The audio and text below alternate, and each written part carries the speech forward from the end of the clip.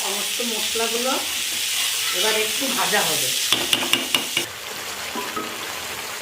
এই যে তেজপাতা দিয়ে দিলাম, ওটা গোটা গোলমরিচ দিয়ে দিলাম, এই জিরার গুঁড়ো দিয়ে দিলাম, এই ধনের গুঁড়ো দিয়ে দিলাম। বন্ধুরা এই যে টমেটোগুলো দিয়ে দিলাম, এবার এগুলো ভালো করে কষিয়ে নেব। সামান্য একটু নুন দিয়ে দিচ্ছি টমেটোটা সিদ্ধ হয়ে যাওয়ার জন্য।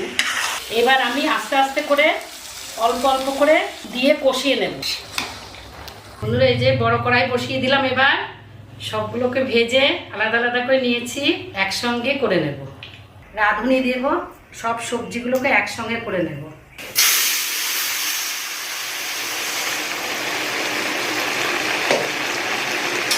এবার এই মশলাটাকে দিয়ে দিলাম, ভেজে রাখা মশলা সব। এই যে ভেজে রাখা বড়াগুলোকে দিলাম।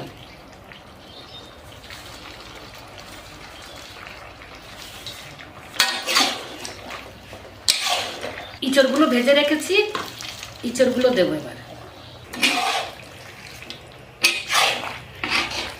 বন্ধুরা আরেকটুখানি নুন দিয়ে নিই। বন্ধুরা আজকে আমাদের এই পাচন বছরের শেষ দিন, মানে চৈত্র সংক্রান্তি।